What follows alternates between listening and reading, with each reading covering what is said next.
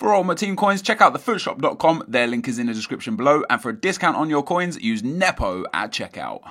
What's up, guys? Nepenthez here, and welcome back to another episode of A Road to Glory. This is, well, I call this the Ultimate Team because we are looking to build the Ultimate Team. Now, I did a lot of work off camera buying players, and I was looking into buying BPL players because I've got some good BPL players in the start of my my starter packs and stuff. And as I was building the BPL team, I was trying to pick through players. And as I said to you guys, what I was going to do is take a bronze team, go and do the challenge, the team of the week, because you do need to do that to complete the manager tasks. And I don't really want to show you guys that stuff, so I just fast forward through all that. Now, before we go any further, if we get a like on this video, that would be absolutely awesome. Let's try and get this over 5,000 likes. That would be superb. So, you're seeing me do this, and again, why am I doing this? So if you've got the coin boosts on, guys, which again I recommend you go and do, go into the catalog, go and put your coin boosts on. If you're struggling for players, fitness cards or whatever, and you need some coins, the starter pack that you get, those bronze players have 45 games on them. So what you can do is you can go ahead, build those. You can play against offline on like beginner or amateur or whatever, because you get like 50 or 100 coins for it. You play offline. You win the game. You get like 400 or 500 coins for winning the game. You get between 2,000 and 1,500 coins for your coin boost, depending on which one you've got on there at the time.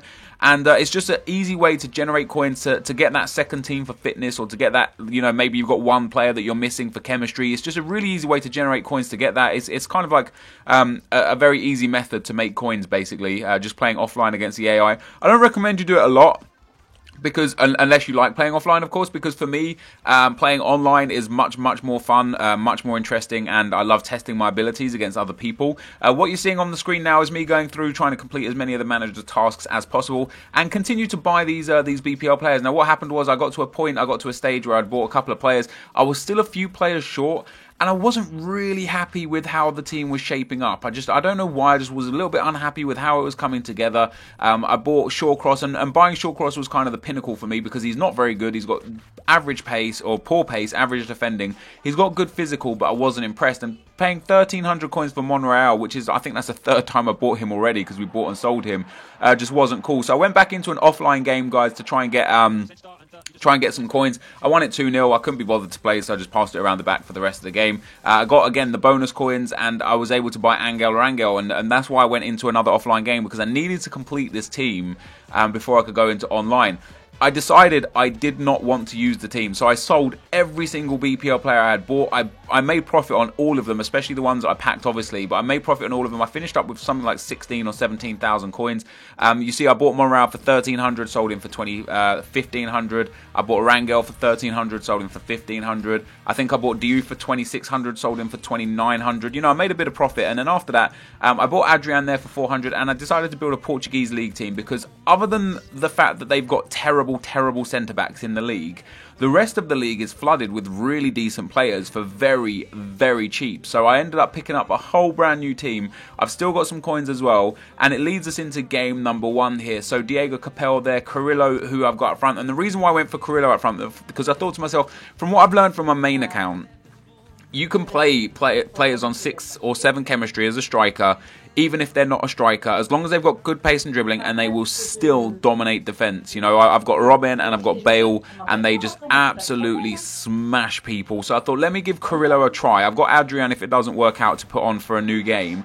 And it worked out really well. You're about to see some goals. Carrillo didn't really score. I think he scored 4 goals in 2 games. But what you're seeing here, Diego Capel, look at that for a run. Lovely run. Bad keeper error. But we're in a good position here. We've got a nice team, a strong team. The only thing that's going to be a struggle this year is that fitness seems to drop down really quick. And I scored another nice goal here. Look at that. Abubakar does a heel-to-heel flick past the defence, and bang, he's away. The guy brings his keeper out. We get 2-0 up, and at this point, I'm thinking this is going to be an easy 3 points. So, yeah, fitness drops so quick this year. You start on 99. In FIFA 14, the lowest I think you would ever get to would be about a 94 after a game, but usually you lost between 2 and 4 fitness points, so you'd be on 97, 96, 95, something like that, So you could play 3 games quite easily and be on like 85 to 88, maybe up to 90 fitness still after 3 games. Well, now, especially your midfielders seem to drop massive amounts of fitness. So my centre midfielders, after 1 game, it's likely they'll drop 6 or 7 or even 8 fitness points. So, you know, they'll drop from a 99 down to like a 91 or a 92 or something, and then after you play 2 games like that, when everyone's in the 80s, you're now looking at struggling and you need to get yourself fitness cards. I do like it because everyone seemed to have an absolute abundance of fitness cards by the end of last year and the year before and the year before. So I like the fact that they're kind of encouraging you to rotate teams or buy fitness cards. But at the start of FIFA, when coins are scarce, it's very, very difficult. And this guy scores an awesome bike there. That's the first time I've seen a bike in FIFA 15. A lovely finish as well. It's difficult at the start. So using that bronze starter pack team again could be a really good way to continue getting your fitness up. You know, put your first team on the bench, go into a game. Go into an offline game with your bronze starter pack team, play the game, don't play the game if you want, just go in there and rage quit afterwards, and yeah, you'll get a loss on your record. If you don't care about your record, go in there, rage quit, get the few coins that you're going to get and get your fitness back on your players. If you do care about your record, go in there, play offline, get your fitness back, get some more coins and really help yourself out. It's actually a very, very easy way to... It's very easy to get to a good stage in Ultimate Team early on, as long as you do things right. You know, if you're the sort of person that does things wrong, like you right now after a few games here, I'll have about 7,500, 8,000 coins. You might be the sort of person that thinks, you know what, 7,500, 8,000 coins, let me just try it. Let me try opening a pack and you get nothing. Maybe you hit the jackpot and you get something, but more than likely you're going to get nothing in that situation. A fitness card, a few crappy players that aren't very good, a training card, maybe a position card, a chemistry modifier, a few staff, a kit, a badge, a stadium, a ball. You know, you're going to get that sort of stuff, and ultimately it's going to not be worth your time. And if you're the sort of person that is very pack happy and wastes your coins instantly, you're not going to have a good time in Ultimate Team. But if you're the sort of person that does have a lot of patience and can spend at least a week or 2 building up a base of coins to improve your team, you're going to have a lot of fun in Ultimate Team. Just at the end of the game here, guys, I did win the game, but I got the EA servers unable to process your request, and of course that means I got a DNF, which was really frustrating after winning that game. However, a bonus point was I did get some coins for winning the game, for being in the game, sorry, and I didn't lose any contracts. I did lose contracts on the players. I didn't lose any fitness on these players, so that means I get to play at least 2 games, maybe up to 3 at a push with this team again, which was nice. So we go into the next game, guys, and talking more about, again, just building coins, because at the start of FIFA, I know a lot of you guys are going to have just got FIFA over the last couple of days, or maybe you're getting it tomorrow or over the weekend. You know, you want a good team. You want to be able to compete in the higher divisions, and you'll be fine in Division 10, 9, 8, 7, and 6, maybe with an average team, with maybe low chem, with poor fitness, because you're going to be coming up against majority of players who are in the same boat as you. You know, they're struggling to make coins. They don't have money to buy FIFA points. They play FIFA for maybe a bit of fun. They don't really play it hardcore like some of us do. They play a couple games a day. You're going to come up against other people that are like that, and you're going to be fine, be able to get points, you'll be able to win games, you'll be able to pick up coins, but you'll never be happy. If you want to get into like the Division 5, 4, 3, 2, and 1 and have a good team as well, you've got to farm the coins. You've literally got to you've got to play the boring football against the boring AI to generate the coins.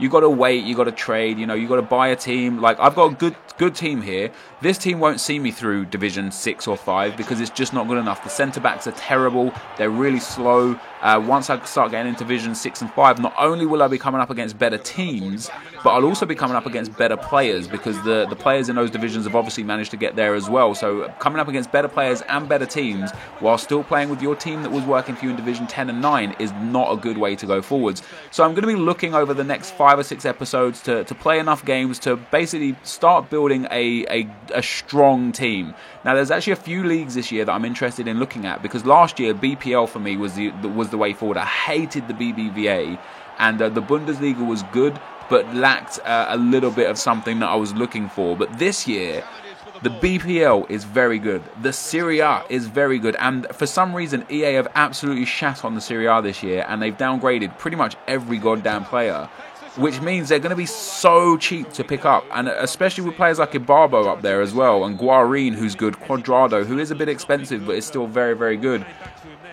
the Serie A is a very viable option to build a team this year. You've also got the BBVA, which once again has an ability to be used. Last year I hated the BBVA because I didn't like any of the midfielders really, like the central midfielders. This year though, Rakitic in form already looks good. Modric looks crazy good. Khedira is actually a solid midfielder to play with. You got Iniesta, who actually works well in this FIFA because dribbling and passing is important for a midfielder. You've got James Rodriguez and not Luka Modric. I've already gone through Luka Modric and Toni Kroos. You know, two more big midfielders into this division, and it just makes it very, very good to look at to play. And they've obviously got solid defenders as well. And then also the Bundesliga as well, guys, is a very strong league this year. I think the League One is going to be a very weak league this year. And I don't think Ibra is going to get much love either because he's gone downgraded to 4-star skills, which is a huge, huge problem for League One fans.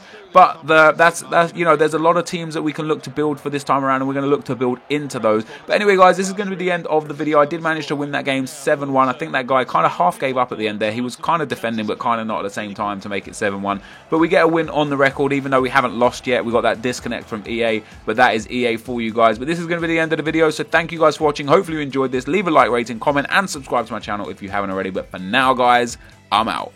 Peace.